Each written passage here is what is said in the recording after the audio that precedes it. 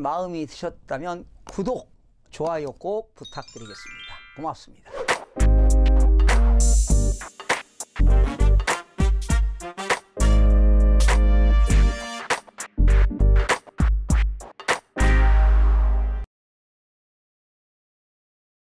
김동수 유튜브 시청자분들의 여러가지 질문, 댓글들을 알아보고 김동수 교수님께 직접 답변을 들어보는 시간, 무엇이든 물어보세요. 시간입니다. 안녕하십니까 교수님. 안녕하세요. 며칠 전에 제가 TV 방송 프로그램을 하나 봤는데, 실화탐험대라고 거기에 이제 부동산 사기 관련해서 이제 방송을 하더라고요. 내용이 약간 좀 가슴 아픈 내용인데, 익산 쪽에 대학가 쪽에서 이제 원룸 전세, 한 건물주가 여러 대 주택을 이제 매입을 하고 전세를 다 줬는데, 월세요, 전세? 전세로 다 줬는데, 다 대학가 이제 학생들이 이제 그쪽으로 이제 전세로 들어갔나 봐요. 근데 이제 그거를 이제 보증금을 못 받고 지금 다 피해액이 뭐 한 60억 원 정도, 그 정도에 달한다고. 60억이면 엄청난 돈이네요. 네, 그렇죠? 피해자만 해도 한 100몇십 명 정도 된다고 하는데, 이런 걸 보면은 진짜 부동산 정보나 이런 지식을 좀 사회 초년생이라든지 대학생이라든지 좀 자취생들도 다 알아야 될 것 같아요. 보증금 돌려받으려면은. 그러면요. 그러니까 보증금 돌려받는 게 중요한 게 아니라 계약 당시에 어떠한 계약할 때 유의사항 좀 알아야지. 그리고 우리는 임차인이잖아요. 집주인이 임대인이야. 그 임대인하고 소유자하고 동일인으로부터 계약을 해야 돼. 대리를 해서 제3자하고 계약하면 안 되고. 철저한 계약할 때 그 주의사항들이 있어요. 대리인도 따로 있더라고요, 보니까. 그러면 거기 함정이 있어. 그래가지고 그게 많이 얽히고 설키고 막 그랬던 것 같아요. 이런. 그래, 요즘 젊은이들도 임대차 계약할 때 뭐 보증금이 뭐 소액이라고 신경 안 쓰고 하면 안 돼요. 정말 신경 쓰고. 피 같은 돈이죠. 그러면요. 그거 진짜 피 같은 돈이지. 그거 못 받으면 얼마나 스트레스겠어요. 저는 1, 2만 원도 피 같은 돈이에요. 그러군요. 그래서 이제는 우리 젊은 대학생들도 처녀 총각들도 이 주택임대차보호법, 상가건물 임대차보호법, 부동산 법률 기본 지식을 알아야 재산을 지키고 손실을 안 본다는 거죠. 그렇죠. 그러기 위해서는 어떻게 돼요? 김동수 유튜브 봐야죠. 그렇습니다. 김동수 유튜브를 보면은 그런 임대차 계약법이라든지 뭐 임차인이 알아야 될 것, 그런 것들 다 나와 있으니까요. 방송도 또 보시다가 모르는 거 있으면 질문하시고요. 그럼 무엇이든 물어보세요. 시간에서 이제 답변을 해드리니까요. 오늘 또 질문이 많아요. 15탄인데요. 야, 벌써 15탄이에요? 빠르네요. 꽃별님, 교수님 안녕하세요. 저는 조치원에 골목상가를 가지고 있습니다. 지금쯤 매매를 해서 세종 나성동 상업지로 옮길까 생각 중입니다. 교수님 길을 알려주십시오. 이분은 지금 조치원에 상가가 있는데 이걸 매매하고 세종시로 옮기고자 하는 것 같은데, 맞습니다. 세종시로 옮기면 상가는 주로 용도 지역의 일반 상업지역일 거야.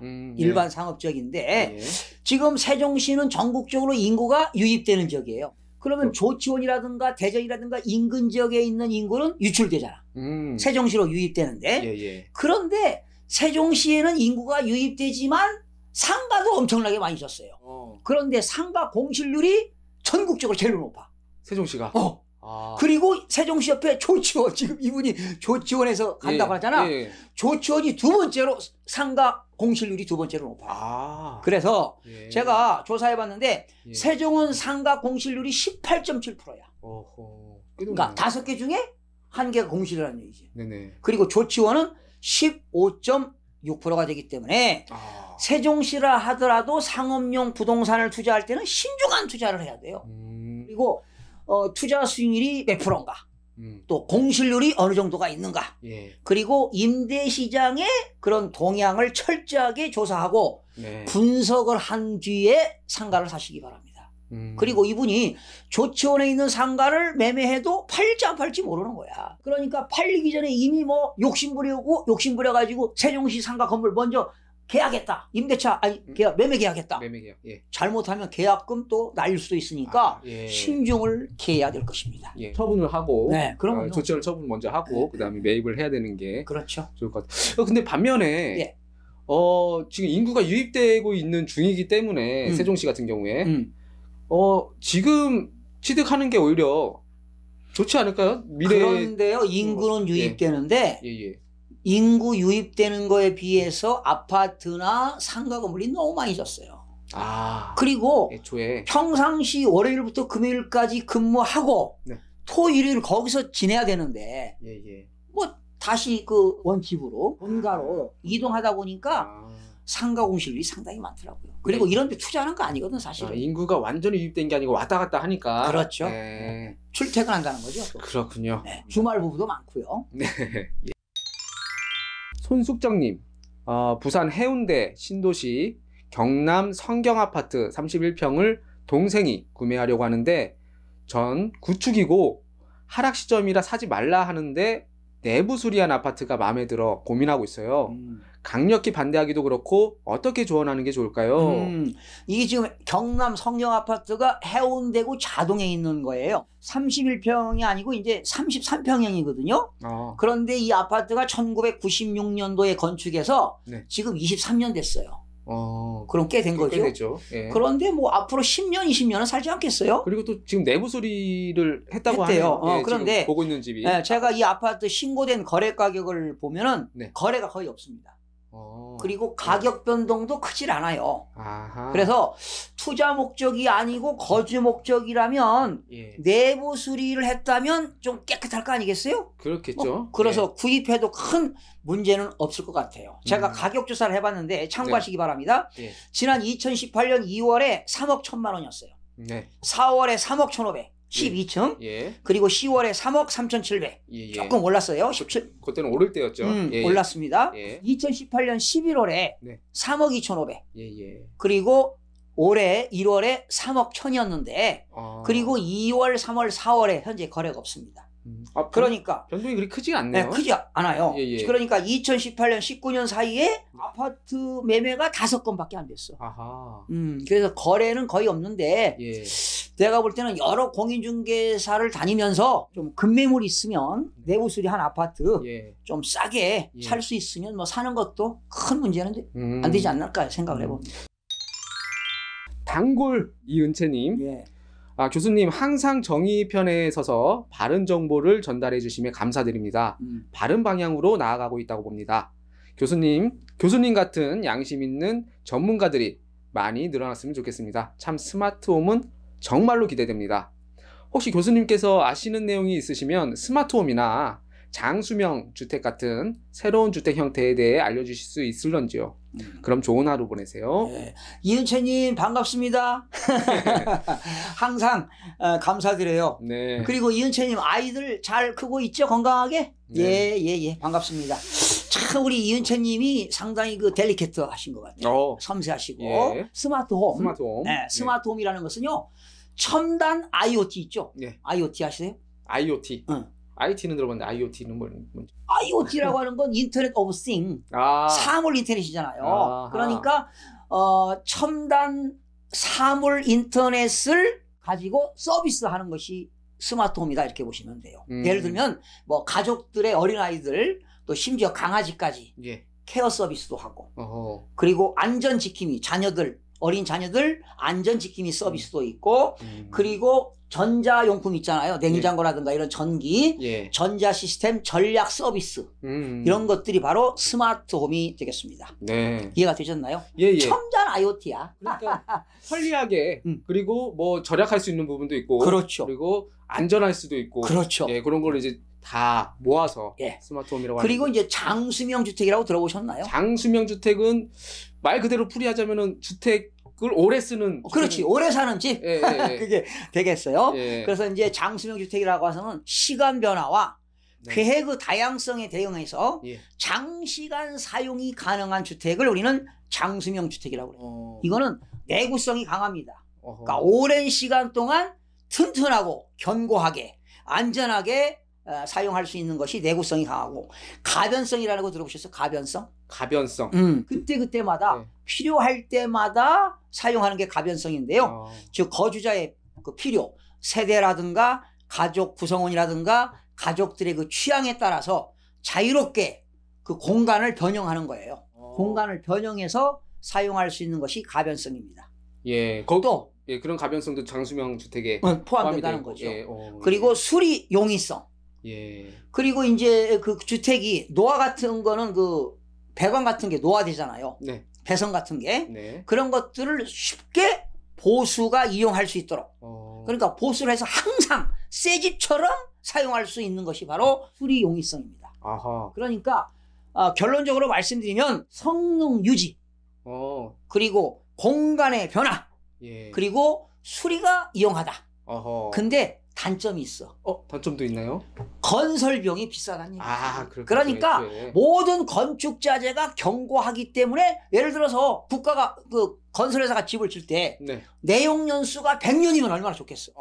보통 우리나라는 3, 40년 되면 재건축하잖아. 네. 헐고 다시 짓잖아. 그렇죠. 이게 문제거든요. 그래서 네. 앞으로는 건설회사가 집을 질 때 이러한 견고한 주택, 장수명 주택을 짓는 것이 바람직하지 않을까. 그러면은 뭐 너무 좋겠는데요. 근데 그렇습니다. 집값이 많이 그만큼 비싸겠죠. 건설 비용이 많이 들어가니까 예. 아무래도 좀 비싸다는 얘기죠. 근데 이런 주택들이 많이 좀 나오고 건설이 되고 네. 그러면은 좀 미래에 대한 걱정이 좀 덜하겠어요. 그러니까 앞으로 우리나라 건설회사들이 이런 주택을 많이 칠 겁니다. 이게 정부의 방침이야. 얼마 전에 제가 예. 정부의 2019년 주거정책을 제가 방송을 했거든. 네네. 이 방송을 보시고 지금 이은채님이 질문한 것 같은데, 뭐 스마트홈, 장수명 주택 예. 다 미래를 위한 예. 집인 것 같아요. 예. JG님, 이분은 영상 집주인이 보증금을 돌려주지 않을 때 완벽 대응법이라는 영상에 댓글 남겨주셨는데요. 임대인이 파산한 경우엔 어떻게 되나요? 임대인이 파산했다. 예. 자, 파산했다는 것은, 임대인이 파산했다는 것은요, 법률이 있어. 예. 과거에는 파산법이었거든요. 네. 근데 지금은 법이 바뀌었어. 채무자 회생 및 파산에 관한 법률 규정에 의해서 네. 법원으로부터 파산 선고를 받게 되면은 네. 파산 관제인이 지정돼요. 파산 관제인. 예. 파산 관제인은 개인일 때는 거의 변호사야. 그리고 은행이 파산되게 되면 파산 관제인은 예금보험공사가 되는 거야. 예금보험공사. 예금자 보호법에 의해서 예. 예금보험공사가 파산 관제인이 되는데요. 네. 자, 그러면 이럴 때 임대인이 파산 선고받으면 임대인은 채무자가 되겠죠. 네. 그래서 파산 관제인 변호사가 채권자가 돼가지고 네. 그 채무자의 재산을 다 정리를 해. 그래가지고 변호사가 그 임차인에게 네. 배당을 하게 되는 겁니다. 네. 절차가 절차가 좀 복잡해요. 그러면은 돈을 받을 수 있는 배당을. 그렇죠. 돈이 있어야 배당을 받는 거지. 네. 그러니까 변호사가 그걸 관리하는 거지. 이제. 이분이 네. 지금 임대인이 이제 파산하는 경우는 어떻게 되느냐 그랬지. 네. 못 받는 경우도 있어. 임대인 재산이 없으면. 나중에라도 혹시 임대인이 이제 나중에 이제 생활이 좀 여유로워져서 네. 돈이 생겼다. 네. 그런 경우에 그러면 이제 받을 권리가 있으니까 채권을 청구권 행사할 수 있겠죠. 그런데 파산 선고 받은 사람이 회생하기는 참 힘들죠. 힘들죠. 참 안타깝죠. 네, 그러네요. 호세이님, 이분도 마찬가지로 같은 영상에 이제 댓글 남겨주셨는데요. 네. 자, 항상 감사합니다. 질문이 있습니다. 소송 비용도 임대인이 부담한다는 내용을 내용 증명에 넣더라도 추가적으로 소를 제기해야 하더라고요. 법무사도 추가적으로 비용이 들고 제가 지불한 소송 비용 등이 크지 않으니 소송 비용의 소를 제기하지 말 것을 권유하더라고요. 교수님은 어떻게 보시나요? 여러분 이걸 아셔야 돼요. 제가 여러 번 방송했는데 집주인이 보증금을 돌려주지 않으면 네. 일단은 이제 내용증명 보내야 되겠지. 네? 내용증명 보내고도 안 준다. 그러면 임대차 기간이 끝나면 걔가 2년이잖아요. 네, 그렇죠. 끝나면 그 지방법원에 가가지고 임차권 등기 명령을 신청해야 돼. 등기명령. 그래서 등기부 을구의 등기 목적은 주택 임차권, 등기 원인은 임차권 등기 명령 해가지고 등기를 한 다음에도 보증금을 돌려주지 않는다. 그러면 어떻게 되느냐? 소송을 하면 안 돼. 그거 하기 전에 지급 명령을 신청하는 거야. 지급 명령. 네. 그런데 지급 명령을 신청하면 판사가 지급 명령 절정본을 주거든. 그거 가지고 강제 집행할 수 있어. 그런데 잘 모르는데 지급 명령을 신청했는데 임대인이 그 이의 신청을 제기했어. 법원에다가. 그러면 그때는 소송으로 가는 거야. 이의 신청을 했을 무조건 경우에. 소송을 가는 게 아니에요. 소송 가면은 오래 걸리잖아요. 오래 걸리죠. 그러니까 지급 명령을 신청을 하는데 만약에 임대인이 이의 신청을 하게 된다면 그때 소송이 진행된다는 거지. 그래서 지급 명령 신청해서 결정문 받으면 그걸로 경매 신청할 수 있고 강제 집행할 수 있어요. 절차를 알으셔야 된다고. 지급 명령부터 신청을 먼저 해야겠네요. 그렇죠. 예. 이거 지급 명령 신청할 때 전자 소송이 가능하거든. 전자. 이제는 나 홀로 소송들 많이 해요. 혼자. 또 모르시면 물어보세요. 제가 알려드리겠습니다. 그리고 인터넷으로 또 잘 되어 있지 않을까요? 요즘에? 그렇죠. 정보화 시대니까. 정보화 시대니까 정보들 많이 있을 거예요. 예. AA 스타님. 이분은 악덕 갭 투자자들로부터 내 보증금을 지키는 꿀팁이라는 영상에 댓글 남겨주셨는데요. 특약사항을 넣었는데도 근저당 설정하고 변제 못해서 경매로 넘어갔어요. 집주인은 배째랍니다. 그러면 어떻게 되나요? 참 이런 경우는 참 난처해요. 집주인이 고의성 있는 거지. 사기치려고. 저기 임대차 계약 끝나고 잔금 지급하는 그날 근저당 설정했어. 그러면 근저당이 우선 변제권 효력이 있거든. 그러니까 이들은 보증금 못 받아. 완전 사기야. 이거는 뭐 작정하고 이렇게 고의성이 있는 거죠. 고의성이 있는 거네요. 그러면 근저당이 설정됐으면 근저당권자가 은행에서 의무경매를 신청하거든요. 그럼 지금 의무경매가 진행 중인 것 같은데 그러나 임차인은 그래도 의무경매가 진행하게 되면 법원에서 언제까지 배당 요구해라. 배당 요구 종기일이 지정되면 배당 요구 종기일 전까지 당연히 배당 요구를 해야 배당금을 받을 수가 있습니다. 그리고 임대인 집주인을 상대로 형법상 사기죄가 성립될 수 있어요. 고의성이 있으니까. 형사고발하세요. 그리고 문제점이 있으면 제가 차후에 자세한 내용 알려주시면 제가 답변을 또 드리도록 하겠습니다. 문제 있으면 언제든지 질문하시기 바랍니다. 이런 집주인은 참 만나면 안 될 것 같습니다. 그럼 사기꾼이죠. 알겠습니다. 완전 사기죠. 박옥수님, 교수님 감사합니다. 저는 서울 상암동에 단독주택 공동명의로 되어 있는데 한 사람이 반대해서 못 팔고 있어요. 팔 수 있는 방법은 없나요? 있죠. 있나요? 한 사람이 가지고 있으면 소유자잖아. 그런데 두 사람 이상이 가지면 등기부에 공유자. 갑 2분의 1, 을 2분의 1 이렇게 해서 지금 두 사람이 공동 소유하고 있는 것 같아요. 그런데 공유자들끼리 협의 분할을 해야 되잖아요. 그런데 지금 협상이 안 되고 있잖아. 그러면 협의 분할이 안 되면 법원에다가 재판상 분할을 신청할 수 있어요. 재판상 분할. 법원에다 소송을 제기할 수 있다는 거지. 그게 바로 뭐냐? 공유물 분할 청구의 소라고 해요. 공유물 분할 청구 소를 제기한다. 이게 민법 제269조에 나와 있는데요. 그러면 일단은 갑과 을이 협의 분할을 해야 돼. 협의 분할에는 세 가지가 있어. 첫 번째는 현물 분할. 그러면 아파트를 상가를 가지고 있다 그러면 물건을 쪼갤 수가 없잖아. 현물 분할이 안 된단 말이죠. 두 번째는 대금 분할이라는 게 있어. 대금 분할. 이건 뭐냐? 협의해서 전체를 팔아가지고 2분의 1씩 나눠갔자. 우리 둘이 가지고 있는 걸 팔아가지고 나눠갔자. 이게 대금 분할이고. 아니면 가격 분할이라는 게 있어. 내 지분 2분의 1을 네가 사가라. 아니면 너의 지분 2분의 1을 내가 사겠다. 이렇게 해서 가격 분할이 되는 거예요. 그러면 이렇게 세 가지 협상이 안 되면 공유자가 법원에다가 재산 분할 청구하는 겁니다. 이게 바로 재판상 분할입니다. 그러면 판사가 뭐라고 할까요? 아파트 상가를 쪼갤 수 없잖아. 쪼갤 수 없죠. 니들끼리 다시 협상해라. 안 되면 형식적 경매.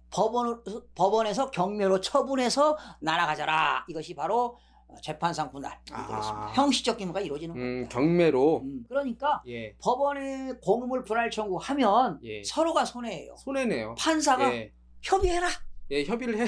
안 하면 경매로 넘겨라. 그러면 서로 손해야. 제가 못 받잖아요. 서로. 제가 못 받으니까. 그러네요. 이 부분은 좀 애매한 게 협의가 결국 안 되면은 사실상 자폭이잖아요. 어떻게 보면은. 그렇죠. 그러니까 협의를 해야 돼. 협의가 무조건 필요하고 아니면은 네가 내 거 사라. 그렇게 해야겠네요. 그렇죠. 아니면 내 거 네가 사라. 아니면 네 걸 내가 사겠다. 뭐 그런 식으로. 서로 뭔가 협의가 이루어져야 돼.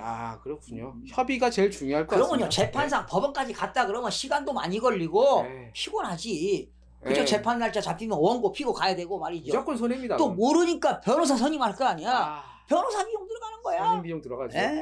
안 돼요. 그러나 여러분들 공유물 분할 청구를 하기 위해서 모르시면 제가 언젠가도 이 방송 한 적이 있거든요.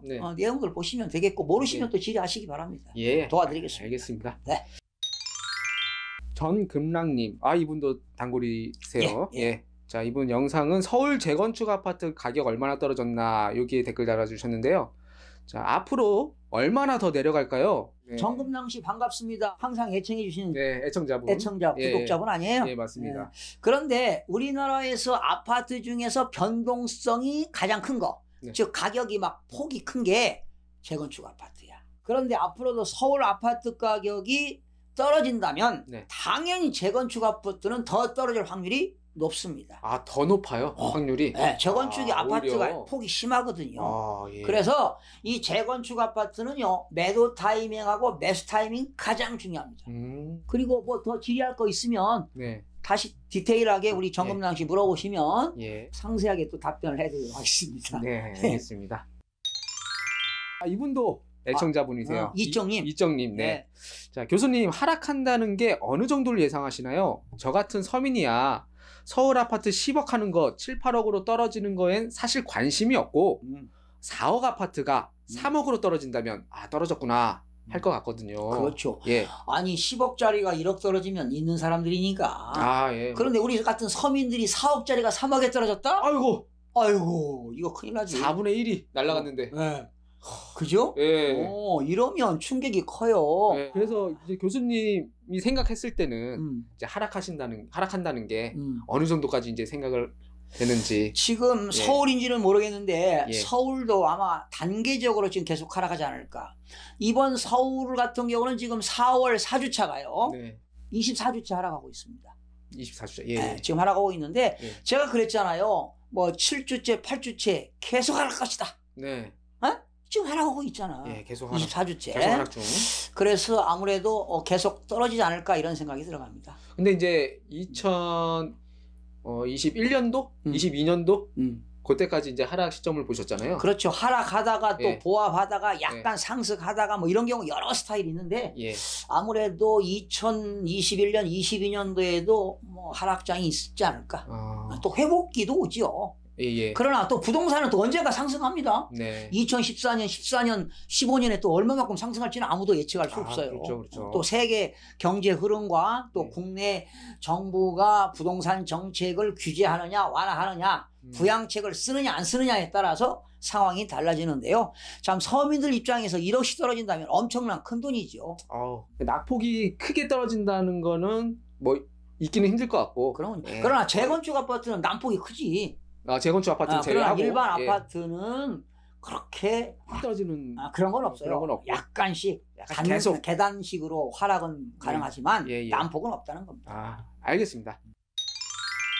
강도경님, 교수님 정확한 정보 항상 감사드립니다. 지금 위례 신도시 분양받는 게 로또라고들 하는데 계룡 리슈비를 분양받는 게 옳은 선택인지 궁금합니다. 입주 시기에 가격이 하락할까봐 걱정됩니다. 북위례 단지 같은 경우는요. 분양가 상한제가 실시돼요. 그리고 북위례 단지는요. 원가 공개가 확대되는 등이 적용되면서 로또 아파트로 주목을 받고 있는 건 분명한 사실입니다. 이번에 로또 아파트로 주목받고 있는 위례로 세 번째 나오는 거거든요. 위례 계룡 리슈빌이거든. 퍼스트 클래스 분양가가 정해졌어요. 3.3제곱미터 한 평당 2,170만 원으로 확정이 됐어요. 그리고 여기는 행정구역이 하남시도 아니고 성남시도 아니고 서울 송파구에 위치한 단지이기 때문에 이 지역이 처음 선보이는 아파트라 분양받는 것도 상당히 의미가 있다고 생각합니다. 저는. 결론은 분양받는 것도 좋을 듯 같습니다. 그렇군요.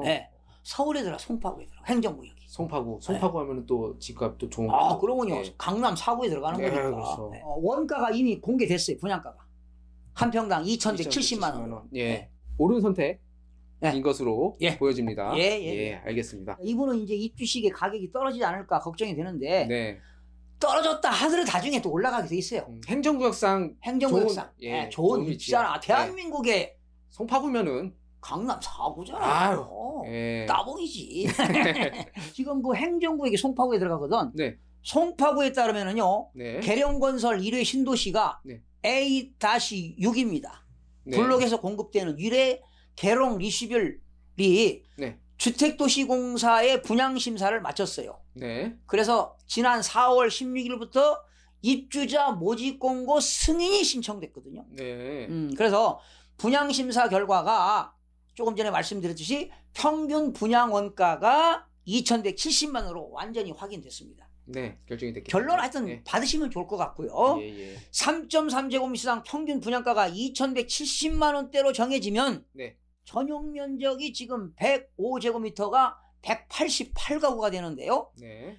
분양가가 9억을 넘지 않을 가능성이 상당히 높습니다. 그러면 분양가가 9억 원 이하가 되면은 예. 중도금 대출이 가능해. 40%. 40%. 그러면 9억에 40%면 얼마입니까? 3억 6천만 원이 대출이 가능하니까 예. 여유가 있으시면 무조건 청약을 해서 5억 4천 이상 있으시면은 아니야. 꼭 5억 4천 없어도 돼요. 대출을 3억 6천 받는 3억 6천 받고 예. 내 돈 3억 6천만 있으면 돼. 1억 8천은 뭐냐? 예. 나중에 완공되고 입주할 때 전세로 받을 수도 있고 월세로 받을 수도 있으니까 1억 8천은 뭐 기본으로 들어와요, 돈이. 입주 안 하고 본인 입주 안 하고 세를 줄 때. 전세나 월세 줄 때 여윳돈이 있다는 것이죠. 세를 줄 때 예. 거주 목적 말고. 그러니까 순수한 자기 자본 3억 6천만 있으면 9억짜리 분양이 가능합니다. 그렇군요. 예.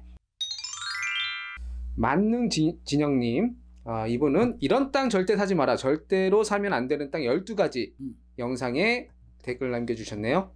담벼락 있는 밭은 사서 담벼락 허물고 짓는 건 상관없나요? 네. 우리가 건축 행위를 할 때는 네. 건축법상 도로가 4m 이상이 되어야 건축 허가가 나요. 네. 그러니까 또한 이 사람은 담을 허물어도 지금 전이잖아요. 밭. 밭을 건물을 지려면 대로 만들어야 돼. 그러면 농지 전용을 허가받아야 돼. 시장 군수구청장한테 농지 전용 허가받을 때 농지 보존 부담금도 내야 됩니다. 그것도 알아두시면 도움이 되겠습니다. 시장 군수구청장으로부터 농지 전용 허가를 받아야 됩니다. 네, 그렇군요. 알겠습니다. 가능합니다. 예, 가능하고 허가를 그러나 도로가 있는가 없는가 확인해야 돼. 도로가 없으면 건축허가 안 나기 때문에. 구글 플레이님, 빌라 가격도 내려가나요? 빌라 가격? 네. 지역에 따라 다르죠. 어느 지역인지 말씀을 안 하셨는데 그러나 빌라 가격은 변동 가격이 난폭이 크질 않아요. 아파트보다. 그러니까 재건축이 제일 크고 변동성이 그 다음에 아파트, 그 다음에 빌라 이렇습니다. 빌라는 뭐 올라가든 내려가든 다 거기서 그렇죠. 움직이는. 그런데 어느 지역인지 말씀 안 하시니까 지역 말씀해 주시면 더 정확하게 말씀드릴 수 있을 것 같습니다. 유해피님, 오남 서희 아파트 대단지가 들어서는데 이곳 한번 말씀해 주세요. 오남 서희 아파트? 이게 남양주 오남 신도시예요. 이번에 여기에 서희건설에서 5,000세대가 들어옵니다. 사실은 대단지 하게 되면 1,000세대거든요. 근데 5,000세대면 그랜드한 거지. 엄청 그래요. 그러면 기반시설도 들어오고요. 그런데 여기가 2021년도에 지하철 4호선이 연장돼. 그 노원 가는 데 있잖아. 쌍계역 가는 거. 그 전철이 2021년도에 완공되면은요, 강북구 노원이 상당히 큰 지역 아닙니까? 노원에서 오남역까지 15분밖에 안 걸려요. 그래서 이 아파트는 오남역이 생기면 오남역에서 도보로 한 10분 거리더라고요. 제가 조사해 보니까. 그러면 이것도 서울에서 집을 장만하지 못하는 중산층이라든가 소시민들이 내 집 마련 기회가 되지 않을까 이런 생각이 들어갑니다. 그리고 또 남양주시는 과밀억제권역이면서 성장관리권역이면서 자연보전권역이 지역이 바로 남양주시입니다. 인구가 많아요. 유입되는 인구가 많거든요. 그리고 오남역이 생기기 때문에 교통 요충지가 되면 또 집값은 나중에 올라갈 수 있습니다. 좋네요. 그럼요. 대단지. 거의 그렇죠. 특대단지. 그렇고요. 알겠습니다. 현명홍님, 강릉시, 구미시, 천안시, 평택 부동산 분석 좀 해주세요. 아유, 너무 질문이 포괄적이네요. 그래, 포괄적이어가지고 이분이 아파트인지 토지인지 좀 궁금하거든요. 혹시 부동산 투자 계획 있으시면 대도시 하는 것이 바람직합니다. 투자 목적이라면 대도시. 미래 가치가 있거든요. 뭐 강릉, 구미, 천안, 평택 이건 대도시라고 볼 수는 없거든. 네. 대도시라는 건 광역시를 말하는 거거든. 아, 그렇죠. 서울, 부산, 대구, 대전 네. 이런 건데 개인적으로 좀 특정 지역에 찍어서 물어보시기 한번 다음에 질문 좀 해주시기 바랍니다. 네, 이분이 뭐 거주 목적은 아니신 것 같아요. 다 지역이 천차 다르니까. 예. 좀 디테일하게 좀 한번 나중에 질문 좀 해주시죠. 네, 네. 뭐 한 지역씩이라도 네. 예, 이렇게 좀 디테일하게 질문해 주시면 좋을 것 같아요. 예. 홈스 패밀리님, 고용노동부의 퇴직금 미지급 관련해서 진정서를 제출한 상황입니다. 사업주가 외국으로 나가서 장기간 한국에 들어오지 않는다면 어떻게 해야 하나요? 예. 이 사업주가 지금 부도나고 도망갔나 보다. 아, 그런가 보네, 외국으로. 그런데 이제 지금 이분은 그 퇴직금을 못 받았거든요. 네. 그런데 제가 궁금한 게 있어요. 네. 그 다니던 회사가 개인기업이냐 법인인지 좀 궁금하고요. 예. 또 궁금한 게 기업이 폐업을 했느냐 네. 완전히 파산했느냐 예. 이것도 좀 알고 싶고요. 예. 그리고 퇴직기간이 얼마나 됐느냐? 근무기간이 몇 년이냐, 근무기간이. 또 예. 퇴직을 언제 했느냐, 예. 그리고 퇴직금 금액이 좀 확정을 받아야 되거든요. 예. 얼마인지도 제가 궁금하고요. 예. 그리고 그 이분이 사용자로부터 만약에 그 고용노동부에다가 그 진정을 했는데 지급 시기를 바꿔도 네. 언제까지 줘라. 예. 근데 사용자가 지급을 하지 않으면 네. 검찰에 송치가 됩니다. 예. 근데 지금 이제 그래서 지금 도망간 것 같아 내가 볼 때는. 그래서 또 이런 것도 있어요. 사용자를 대신해서 노동부 국가가 대신 지급해주는 체당금 제도가 있어. 있어요. 그리고 예. 이제 체당금을 대신 지급해주고 예. 국가가 사용자한테 청구하거든. 어. 그런 제도가 있기 때문에 한번 예. 좀 알아보시면 되겠고요. 그런 제도 괜찮네요. 지금 예. 과정을 정확하게 좀 설명해 주시면 제가 자세하게 알려드릴 텐데 그냥 큰 그림만 해서 제가 답드리기가 좀 어려운데 또 예. 퇴직금 그 미지급됐다는 확인서가 있는지도 궁금하고요. 만약에 그런 확인서가 있고 네. 또 사업주가 말이죠. 비록 외국에 도망갔지만 네. 그 사업주의 인적사항을 알아가지고 그분의 국내 재산에 부동산이 있다면 네. 그 부동산에다 가압류할 수도 있거든.